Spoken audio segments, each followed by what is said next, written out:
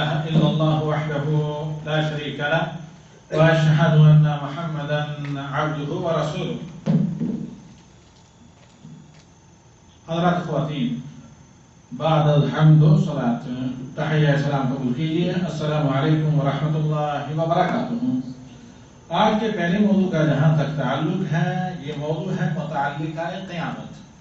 اللہ تعالیٰ مجھے اور آپ کو اور تمام سامعین سامعات کو ہر زمان و مکان میں جہاں کہیں بھی ہمیں سن رہے ہوں یہ توفیق دے کہ ہم قیامت کے لیے ہم وقت مستعد اور تیار رہنے کی مستعین باللہ کوشش اور سعی کریں. کوشش اور سعی، جدوجہد اور اسٹرگل اور کاوش باذن اللہ کریں، کیونکہ لیس للانسان الا ما سعى وان سعيه سوف يرى. انسان جتنی محنت کرتا ہے اتنا اسے ملتا ہے، اور انسان کی جدوجہد، اس کی کاوش، محنت رنگ ضرور لاتی ہے.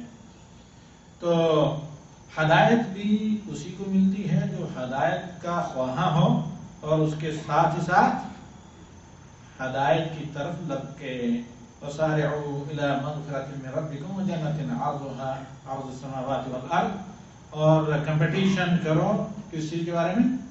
اللہ کی مغفرت اور بخشش کے لیے دوڑ، مقابلہ کرو، اور اس جنت کے لیے جو اللہ تعالیٰ نے متقیوں کے لیے تیار کی ہے، اور اس کی وسعت آسمانوں اور زمینوں کو ملا کر ان کی وسعت سے زیادہ عظیم اور بڑی ہے. اللہ رب العالمین مجھے اور آپ کو، ہمارے عیال اور احباب اور اقارب متعلقین تمام مسلمانوں کو جہنم سے بچائے، جنت کا مہمان بنائے، اور ہم سب کی مغفرت فرمائے. وما ذلك على الله بعزيز وهو سبحانه وتعالى الغفور الرحیم. خدا خواتین، یہ ہے سورہ النبأ کی آیت نمبر 42 حقیقتاً جو ہمارا اصل موضوع ہے، اور اس کے تحت آج کا ہمارا موضوع آیت نمبر 46 تک ہے. تو ہاں، سورہ نازعات کی ٹوٹل کتنی آیات ہیں؟ 46. یعنی درس آیات کا یا تفسیر آج تو ختم ہو جائے گی، لیکن تفسیر کا ملحق یعنی اٹیچ ایک اہم مسئلہ ہے جو آئندہ ہفتہ ہم انشاءاللہ آپ کے سامنے لے کر حاضر ہوں گے. وہ ہے قیامت کی بڑی نشانیاں. چھوٹی تو اکثر تقریباً ظاہر ہو چکی ہیں، جو قیامت کی بڑی بڑی نشانیاں ہیں ان کو ہم آئندہ ہفتہ لے کر آپ حضرات کے سامنے انشاءاللہ حاضر ہوں گے، اس مقصد سے کہ کم از کم ہم اپنے آپ کو تیار رکھیں، اور اللہ رب العالمین ہمیں اور آپ کو صالح اعمال کرنے کی جہاں توفیق دے، وہیں کوتاہی اور تقصیر پر استغفار کی توفیق دے کہ اسی سے ہوتا ہے بیڑا پار. اور ساتھ ہی ساتھ اللہ رب العالمین ہمیں ان لوگوں میں سے بنائے جن کے سارے اعمال اور عمریں بابرکت ہوں، نہ کہ ان لوگوں میں سے جن کے اعمال خراب اور عمریں بے برکت اگرچہ طویل بھی کیوں نہ ہوں. اور بابرکت عمر وہی ہے جس میں بندہ صالح اور نیک اعمال کرے. اعوذ باللہ من الشیطان الرجیم. يسألونك عن الساعة أيان مرساها فيما أنت من ذكراها إلى ربك منتهاها إنما أنت منذر من يخشاها كأنهم يوم يرونها لم يلبثوا إلا عشية أو ضحاها. یہ وہ 6 آیات ہیں جن کی تفسیر آج ہم کریں گے، اور زیادہ وقت پہلی آیت جو سب سے تقریباً ان میں سے چھوٹی سے ذرا بڑی، یعنی یہ جو 6 آیات ہمارے سامنے ہیں ان میں سے پہلی آیت ہے آیت نمبر 46 ہے. اس میں اللہ رب العالمین اپنے نبی کو محمد صلی اللہ علیہ وسلم کو خصوصاً خطاب کرتے ہوئے کہتا ہے کہ یسألونک عن الساعة ایان مرساها. اے محمد صلی اللہ علیہ وسلم، لوگ آپ سے پوچھ تاچھ کرتے ہیں، انکوائری کرتے ہیں، سوال کرتے ہیں قیامت کے بارے میں. کہ کب لنگر انداز ہونے والی ہے، قیامت کب وقوع پذیر ہوگی. تو یہ سوال جو ہے، سوال کرنا قیامت کے بارے میں دو طرح کا ہے. ایک سوال استنکار و استکبار و استبعاد، سمجھتے ہیں کہ نہیں؟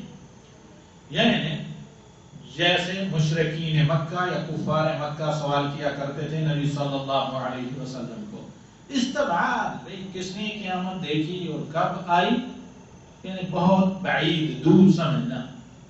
جس طرح ایک مومن اور کافر کا ذکر ہے سورہ الکہف میں، کہ ایک بندہ کہتا ہے کہ میرا باغ ایسا آخر تک، اس کے بارے میں پہلے بتا چکا ہوں سورہ کہف کی تفسیر میں. دوسرا کہتا ہے کہ یہ سب کچھ تو یہ اللہ تعالیٰ کا دیا ہوا ہے اور یہ دنیا فانی ہے اور امید ہے کہ اللہ تعالیٰ آخرت میں مل دے گا. تو وہ پہلا کافر دوست کہتا ہے کہ آخرت تو کہیں آنے والی نہیں ہے، اگر فرض کر لیتے ہیں جیسا تمہارا خیال ہے آ بھی گئی تو مجھے وہاں بھی میرا ہی حال تم سے بہتر ہوگا. تو یہ ہے کیا؟ استبعاد، کہ آدمی بعید سمجھے.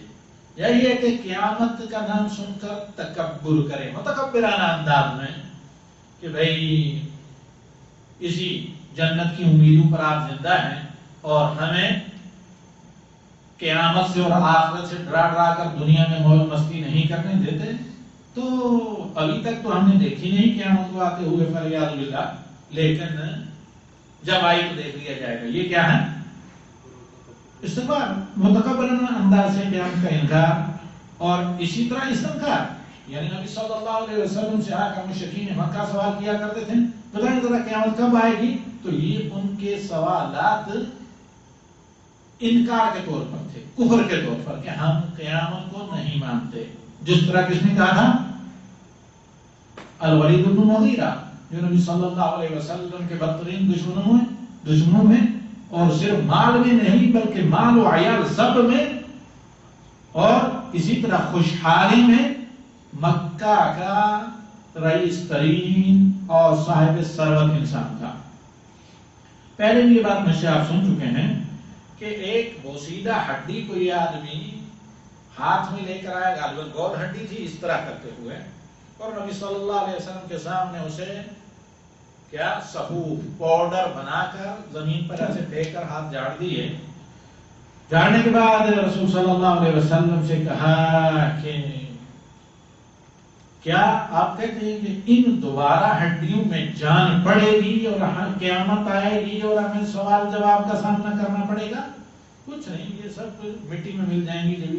جیسے کہ ابھی آپ کے سامنے یہ ہڈی کا پاؤڈر مٹی میں مل گیا. تو اللہ رب العالمین نے کیا کہا؟ وَضَرَبَ لَنَا مَثَلًا وَنَسِيَ خَلْقَهُ قَالَ مَن يُحْيِي الْعِظَامَ وَهِيَ رَمِيمٌ، کہ یہ انسان، اور حقارت اللہ رب العالمین نے اس شخص کا یہاں پر غائب کے ساتھ ذکر کیا. وَضَرَبَ لَنَا، یہ انسان، یہ آدمی، وَضَرَبَ لَنَا مَثَلًا، ایک سمپل لا کر ہڈی کا مثال دے کر بتاتا ہے کہ اللہ تعالیٰ اس بوسیدہ ہڈی سے جو صفوف بن کر مٹی میں مل گئی ہے زندہ نہیں کر سکے گا. وَنَسِيَ خَلْقَهُ، اور اپنی پیدائش کو بھول گیا جبکہ وہاں وجود ہی نہیں تھا، نہ ہڈی اور نہ کوئی چیز، نہ پانی، کچھ بھی نہیں.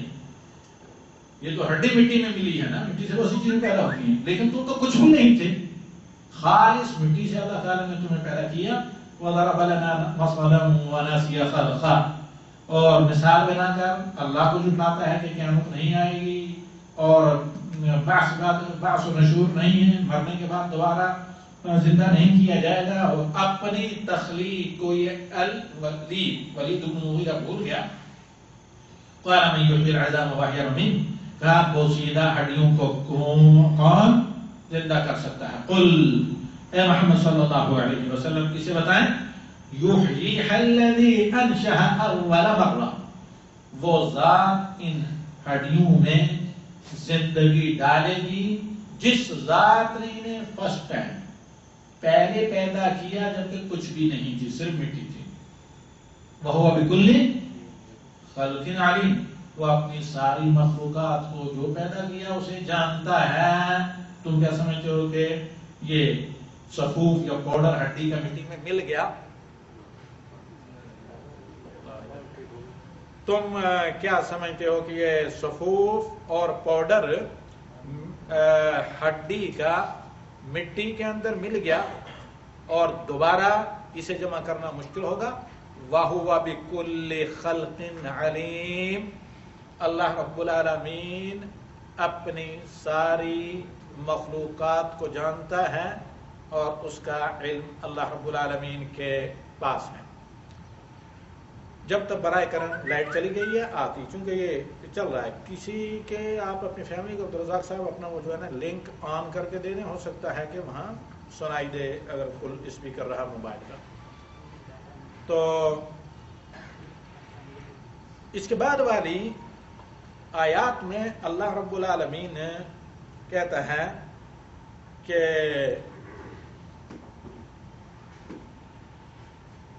فِيمَ أَنْتَ مِنْ ذِكْرَاهَا، کہ اے اللہ کے نبی یہ سوال اور اس کے جواب سے اللہ تعالیٰ پہلے سے فارغ ہو چکا ہے، اس فکر میں آپ کو پڑھنے کی ضرورت نہیں ہے۔ فِيمَ أَنْتَ مِنْ ذِكْرَاهَا، کہا کہ آخر اس چیز کی یاد میں کیوں ہیں آپ پڑے ہوئے؟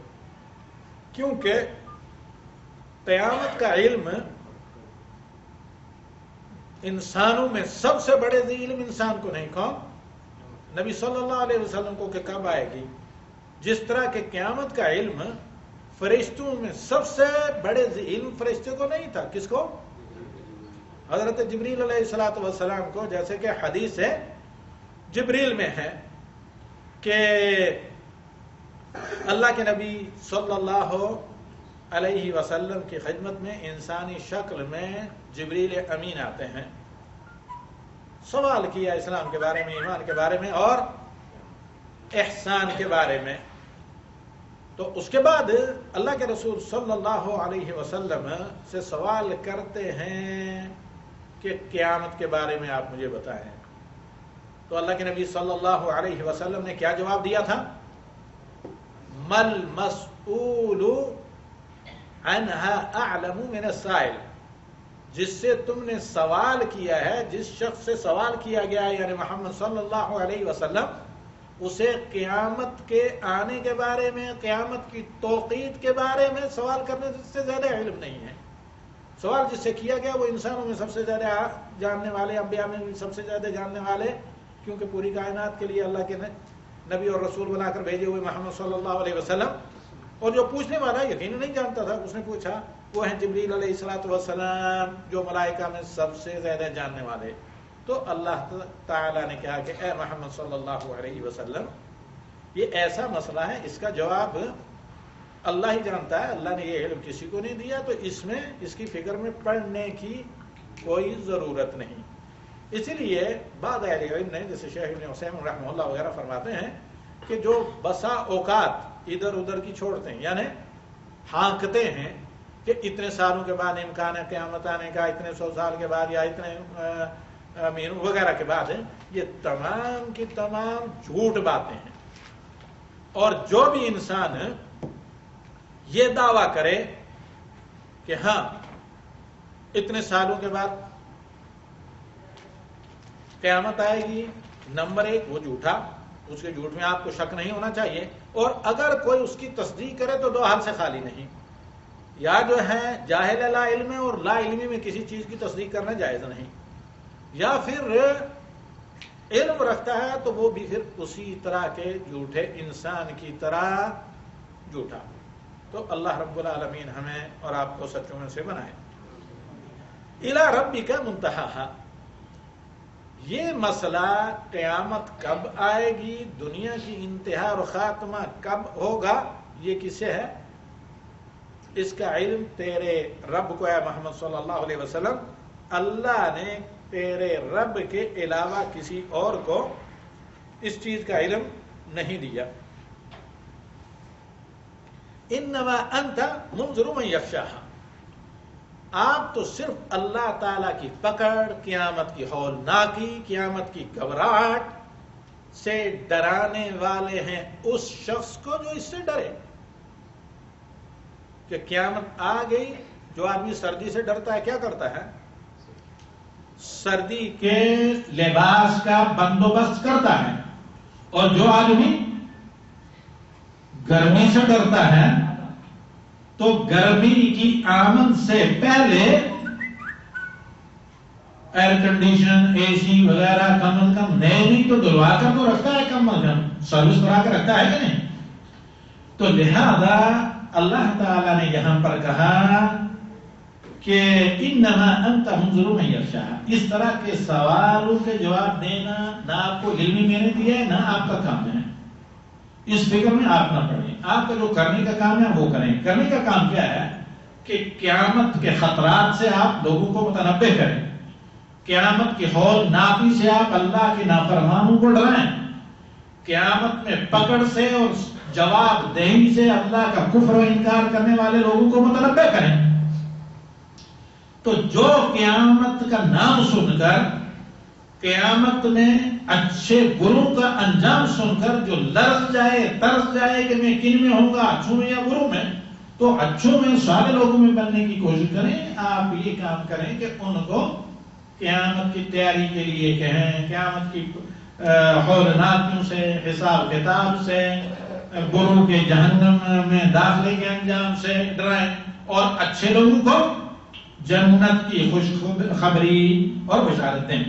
تو اب کیا کہا کہ کتنی لمبی زندگی ہو جائے، کتنے سالوں کے بعد قیامت کیوں نہ آئے، کأنہم یوم یرونہا، جب قیامت میں سب کے سب کھڑے ہوں گے، قبروں سے اٹھیں گے، جب قیامت کو دیکھیں گے تو لم یلبثوا الا عشیۃ او ضحاہا، تو انہیں دنیا کی سینکڑوں سال کی زندگی بھی ایسے لگے گی کہ جیسے دنیا میں یا صرف تھوڑا سا صبح کا وقت پورا دن بھی نہیں، صبح سے لے کر دوپہر تک کے وقت دنیا ہم نے دیکھی تھی، یا صرف شام کا وقت عصر سے لے کر رات تک کا جو وقت ہے اس میں کہیں ہم دنیا کے اندر تھے۔ مزید اس کی تفسیر سورہ کہف کی وہ آیت کرتی ہے کہ 309 سال اصحاب کہف غار کہف کے اندر رہنے کے بعد بیدار ہوتے ہیں، کچھ کہتے ہیں کہ کچھ عرصہ، کچھ لمحہ ہو گیا ہمیں، اسے کہتے ہیں نہیں یہ تو شام کا وقت ہے، لگتا ہے کہ پورا دن بیت چکا ہے۔ تو یہی حال ہمارا اور آپ کا کہ کتنی نعمت، ناز و نعمت، کتنی عیاشی دنیا میں، کسی پر ظلم کر کے، کسی کو لوٹ کر کے، کسی کا حق لے کر، کسی کو ستا کر، کسی کو پریشان ہو کر، کتنی بھی آرام دہ زندگی، خوشحال زندگی دنیا میں کیوں نہ گزار لیں، تو قیامت کا جب سامنا کرنا پڑے گا تو بندہ کہے گا کہ کاش کہ پوری زندگی دنیا میں عذاب میں، مشکل میں رہا ہوتا، لیکن اس مشکل کا مجھے سامنا نہ کرنا پڑتا، کیونکہ دنیا کا تو ایسا یاد آ رہا ہے جیسے کسی سایہ دار شجر سایہ دار کے چھاؤں میں کچھ دیر کے لیے آرام کرنے کے لیے گزرا تھا، اور یا ایسا لگ رہا ہے کہ پورا دن بھی دنیا کا میں نے نہیں دیکھا، صبح کے کچھ ٹائم میں دنیا میں رہا ہوں، پھر شام کے ٹائم، یعنی دنیا ایسے لگے گی جتنا کہ صبح اور شام کا وقفہ ہوتا ہے، یعنی صبح کے وقت دنیا میں آنکھ کھولی اور رات کے وقت قیامت آئے گئی۔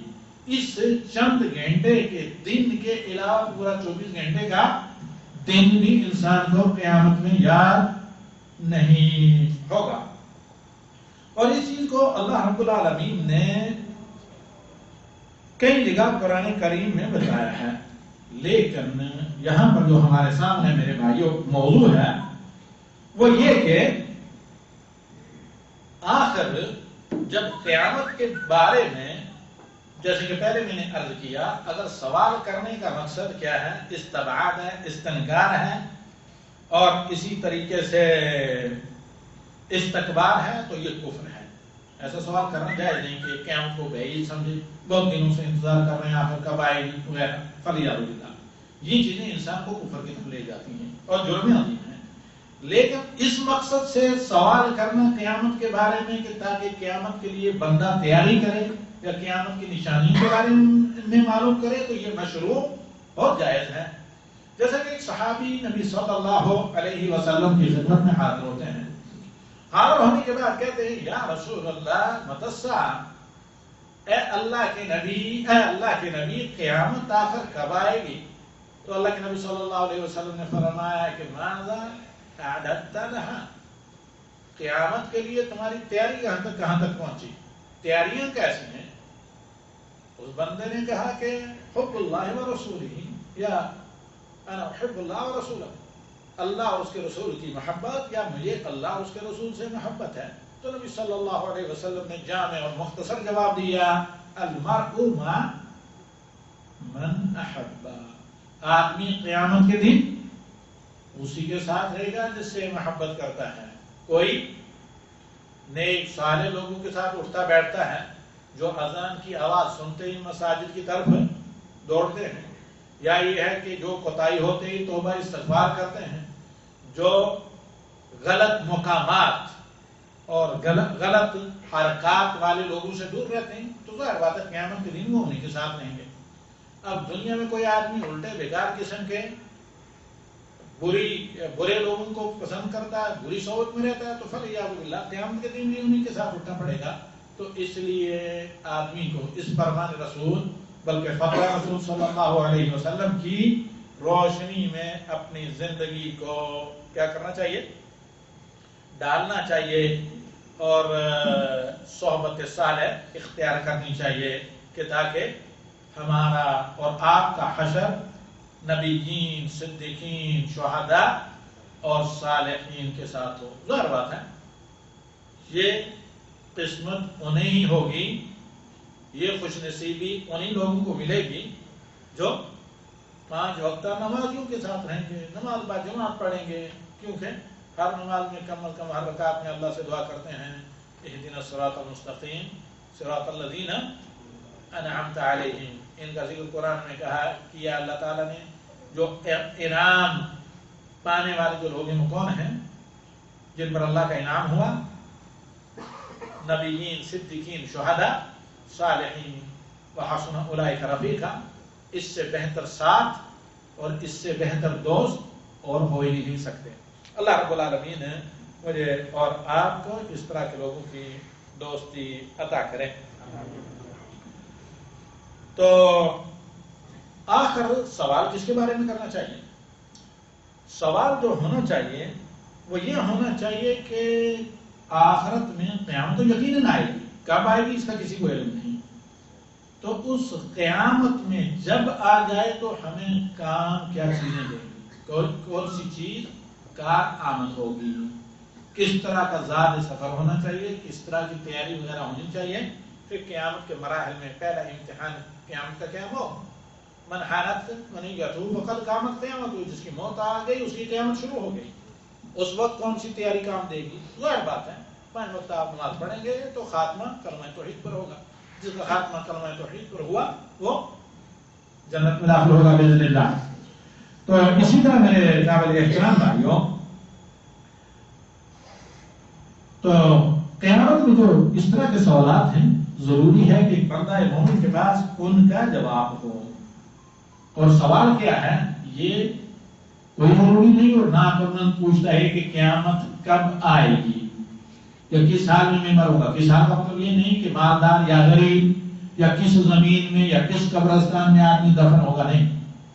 یہ تو آدمی کہیں بھی دفن ہو جائے، چاہے سمندر کی تہوں میں اس کی قبر ہو یا برفیلی چوٹیوں پر قبر ہو یا ریگستان و صحراؤں میں ہو، تو اس بندے کی روح مومن ہے تو جنت میں پہنچتی ہے۔ لیکن اگر ریشمی ہائی فائی کلاس کے 5 اسٹار قسم کے ہوٹل کے جو روم ہوتے ہیں اس طرح کی قبریں بنا کر رکھا جائے تو روح کہاں ہوگی؟ جہنم میں۔ بعض غیر مسلم بلکہ بعض غیر مسلم و نصرانی غالباً آپ نے دیکھا ہوگا کہ فلمی فنکاروں کی قبریں کیسی بنائی گئی کہ شاید 7 اسٹار ہوٹل بھی ایسے نہیں ہوتے ہوں گے۔ بڑی قبر بنانے کے بعد مکمل ڈبل بیڈ اور وہ بھی ریشمی، پھر تمام جو ضروریات ڈیکوریشن کے ہوتے ہیں کسی کے بیڈ روم میں یا اس کے کیا کہا جاتا ہے لیو روم وغیرہ، تو یا ڈرائنگ روم میں وہ ساری کی ساری چیزیں مہیا کی گئی، اب دنیا میں کہیں دور نہیں، لیکن اس کے بعد دفن کیا جائے۔ فرعون میں سے بعض فرائض کی اب بھی موجود ہیں، صندوق جن میں ان کی لاشیں رکھی گئی. تو میں نے پہلے ہی بتایا کہ اقصر سے جو تقریباً کم از کم 20-22 سال پہلے ایک جو صندوق دریافت ہوئی تھی ایک فرائض میں سے ایک فرعون کی جس کے اندر لاش تھی، وہ خالص پیور گولڈ 16 کلو گرام، غالباً 1600 یا 1600 کلو گرام نہیں، ہاں 1600 کلو گرام سونے کی صرف صندوق ہی تھی. اب اس سونے کی صندوق میں اگر کسی اللہ تعالیٰ کے دشمن کو رکھ دیا جائے تو کیا وہ اللہ تعالیٰ کی پکڑ سے بچ جائے گا؟ تو لہذا میرے محترم بھائی اور بزرگوں، حضرات تو خواتین ہیں، قیامت سے متعلق یسألونک عن الساعة ایان مرساها، سوال یہ ہونا چاہیے کہ انسان کی وفات کس حال میں ہو، اور یہ کہ یہ فکر دنیا میں ہو کہ ہر سوال کا موت سے لے کر جنت میں جانے تک ہر سوال کا ہو بندے کے پاس جواب، اور وہ جواب ہوگا سوال، یعنی جواب تو ہو لیکن جواب صحیح بھی ہو، جواب صحیح ہو، اور صحیح جواب اسی کو نصیب ہوگا جو اللہ کا موحد اور متبع رسول صلی اللہ علیہ وسلم اور پھر اللہ تعالیٰ کے فرائض واجبات پر عمل پیرا اور اللہ تعالیٰ کے محرمات کی پاسداری کرنے والا، ان سے بچانے والا. اللہ مجھے اور آپ سب مسلمانوں کو ایسا بنائے. تو وہاں ہرگز یہ سوال نہیں ہوگا کہ کمزور تھا، طاقتور تھا، کتنے بچے تھے، کیسی شادیاں کرائیں، شادیوں پر کتنا خرچ کیا، وغیرہ وغیرہ. ان سوالوں میں سے کوئی بھی سوال قیامت میں نہیں ہوگا، بلکہ سوال پہلا یہ ہوگا کہ تم نے جس سفر پر موت کے ذریعے آدمی روانہ ہوتا ہے، اس سفر کو پائے تکمیل تک پہنچانے کے لیے پریپریشن، تیاری کیا کی ہے. اس میں آپ کو معلوم ہے کہ سب سے بڑی تیاری توحید کے بعد اللہ تعالیٰ کے فرائض کی ادائیگی اور اللہ تعالیٰ کے حرام کردہ کاموں سے بچنا. جب کہیں کوتاہی ہو جائے تو اس پر توبہ اور استغفار. آئیے اب ہم آتے ہیں توبہ اور استغفار کی طرف. آخرت کی تیاریوں اور سوال و جواب کے سلسلے میں اسے انشاءاللہ العزیز ہم مکمل کر کے درس تفسیر کو ختم کرتے ہیں، پھر آتے ہیں دوسرے درس کی طرف. کیونکہ زندگی کا کوئی بھروسہ نہیں. ہر جمعہ میں ہم اور آپ خطیب کے خطبے میں پہلی جو آیت سنتے ہیں وہ کون سی ہے؟ یا ایھا الذین آمنوا اتقوا اللہ حق تقاتہ ولا تموتن الا وانتم مسلمون. اے مومنو تم اللہ کا تقوی اپناؤ جیسے کہ اللہ کا تقوی پرہیزگاری اپنانے کا حق ہے، اور تاکہ ایسے تیار رہیں متقی بن کر کے موت حالت ایمان میں آئے. چونکہ موت کا کوئی بھروسہ نہیں. کتنے لوگ گاڑی ڈرائیو کرتے ہوئے نکلے یا ایروپلین چلاتے ہوئے نکلے پھر واپس نہیں پتے. سنا ہوگا ایک قریب بہت پہلے اس میں تھا سوشل میڈیا پر، بلکہ میں نے بعضوں کو بھیجا تھا. وہ مومن انڈونیشیا ملیشین پائلٹ جب ایروپلین بوئنگ غالباً تیار تھا، جب out of control who, control میں نہیں آ رہا تھا، سمندر کی طرف جا رہا، تو چیخ کر پہلے کہا اللہ اکبر اللہ اکبر، پھر بہت بلند آواز سے اللہ اکبر کہا، ہو طیارہ سمندر کی تہوں میں چلا گیا، کراش ہوا یا جو بھی. تو الغرض آدمی کہیں کوئی کام کرنے کے لیے جاتا ہے، کوئی یقین کوئی ضروری نہیں کہ واپس بھی آئے. بسا اوقات ان کے صحت مند ترومند انسان ہوتا ہے، لیکن ملک الموت اللہ تعالیٰ کا پیغام دے کر اس کے پاس پہنچ جاتا ہے.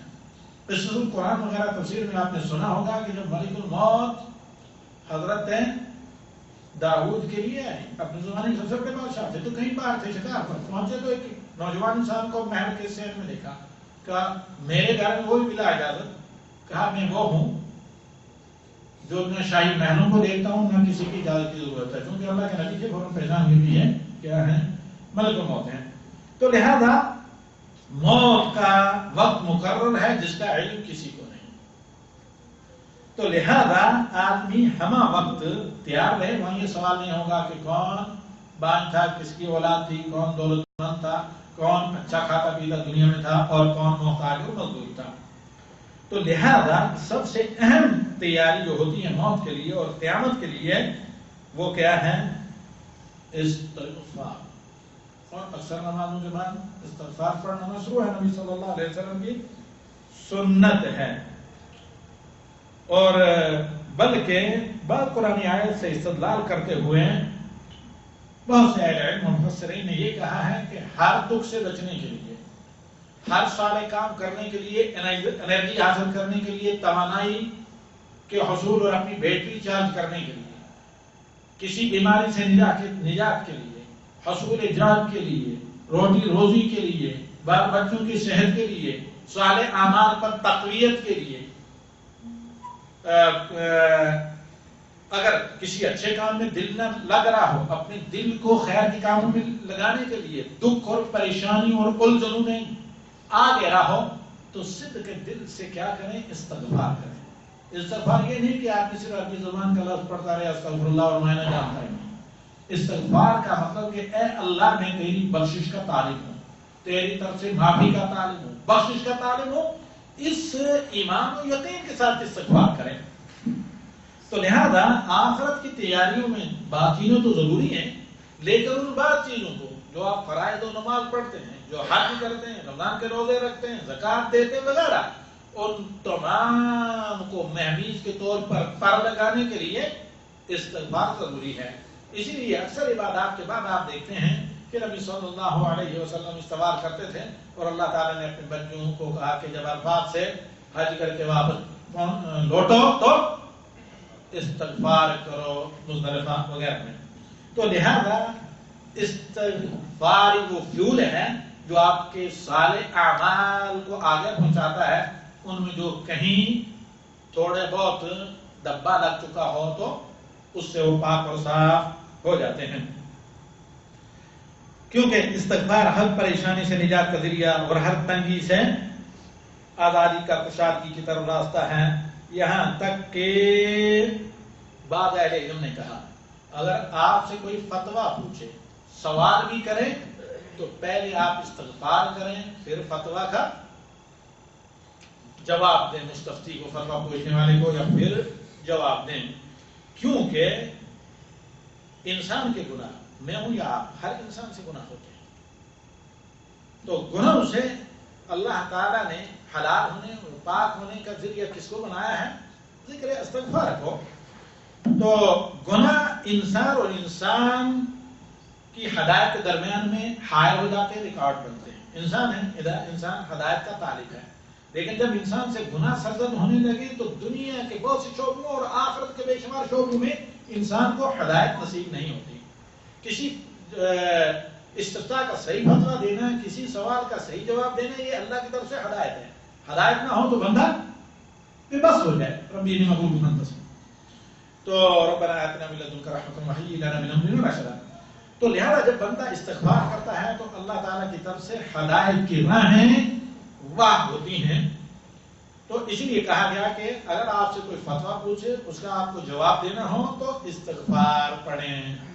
کہ اللہ رب العالمین نے سورہ نساء کے اندر آیت نمبر 105-106 میں کہا اِنَّا أَنزَلْنَا إِلَيْكَ الْكِتَابَ بِالْحَقِّ لِتَحْكُمَ بَيْنَ النَّاسِ بِمَا أَرَاكَ اللَّهُ. اے محمد صلی اللہ علیہ وسلم, ہم نے آپ پر کتاب قرآن کو حق کے ساتھ نازل کیا ہے تاکہ آپ لوگوں کے درمیان فیصلہ کریں جو اللہ تعالیٰ نے آپ کو ہدایت دی ہے, آپ کی رہنمائی کی ہے, اللہ نے آپ کو دکھایا ہے. وَلَا تَكُنْ لِلْخَائِنِينَ خَصِيمًا. آپ خائن قسم کے بےمان لوگوں کے طرف دار نہ بنیں, ان کے مقابل نہ آئیں. وَاسْتَغْفِرُ اللَّهَ. اور اللہ کی بخشش مانگے. یہ کس کو ہے؟ اس شخصیت کو اللہ تعالیٰ نے حکم دیا جن کے سارے سابقہ اور آئندہ گناہ اللہ تعالیٰ نے معاف کیا. یہ کہ اگر اے نبی لوگ آپ سے سوال کریں اور آپ لوگوں کے درمیان میں فیصلہ کریں, مقدمات اور تنازعات لے کر آئیں, مدعی مدعا علیہ کا مسئلہ ہو، شکایتیں لوگوں کی آپ کے پاس پہنچیں، کچہریاں وغیرہ ہوں جس میں آپ کو جج بن کر فیصلہ کرنا پڑے، تو پہلی چیز یہ ہے کہ جو خائن قسم کے لوگ ہوں ان کے مد مقابل آپ نہ کھڑے ہوں، اور دوسری یہ کہ لوگوں کے درمیان فیصلہ کرنے سے پہلے کیا کریں، واستغفر اللہ، اور بعد بھی اگر کہیں کوتاہی ہو جائے اللہ کی بخشش مانگیں، ان اللہ کان غفور رحیما، کان بمعنی صاحب کہ اللہ تعالیٰ ہے بخشنہار اور رحم کرنے والا۔